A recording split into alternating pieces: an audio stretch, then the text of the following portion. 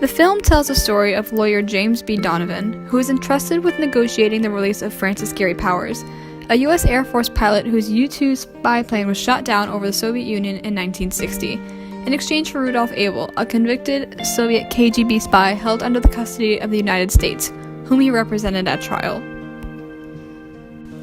Set in November 1989, just before the fall of the Berlin Wall, MI6 agent Lorraine Broughton is assigned to recover a document called the List that lists all of the MI6 agents that are active in Berlin on both sides of the wall. In Bridge of Spies, Donovan's refusal to leave Pryor behind in Germany while they trade Abel for Powers represents that everybody matters in the Cold War. Even when the Soviets threatened to call off the trade altogether, Donovan risked a pilot withholding secret information to also spare the life of an everyday university student. Atomic Blonde's take on inequality is more subtle, but still present nonetheless. As far as the viewers know, Lorraine is the only female MI6 agent in the division. Not once during the film does gender arise as an issue. Females are presented as equal to men throughout. Furthermore, the film opens introducing Lorraine naked and submerging herself in an ice bath. Her body is not sexualized in the slightest.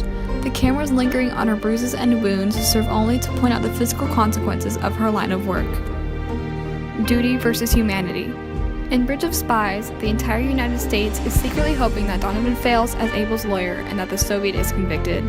Donovan is initially hesitant as well, but as the film progresses, he begins to question whether or not Abel's conviction is morally right, not necessarily what's best for the country. Near the conclusion of Atomic Blonde, as David Percival bleeds out on the street, he says the following.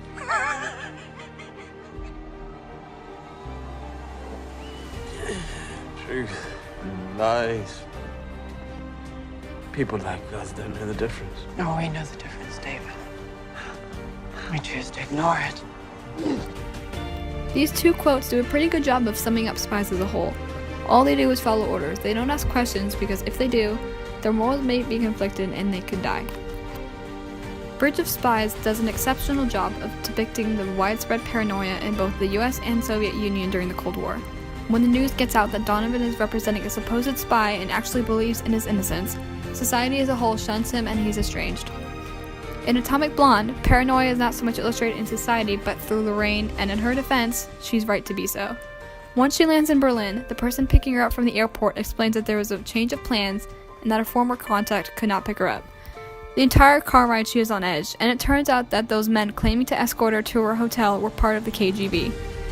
Before she even left the United States, her boss told her explicitly to, quote, trust no one. Both films are similar in that they both center around the Berlin Wall and the controversy of spies in both the US and the Soviet Union. They also do a poignant job in pointing out that both plots are set in motion by a vital document that has the potential to change the course of the war. In Bridge of Spies, it was Abel's paper, and in Atomic Blonde, it's the List. Moreover, Bridge of Spies uses very little color in its cinematography.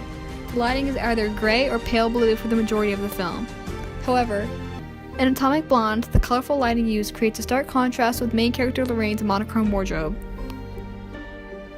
Unique facts. Here are 3 of them. Number 1. At one point, the US considered dropping oversized condoms on the USSR that were labeled medium. The apparent intention was to demoralize the enemy.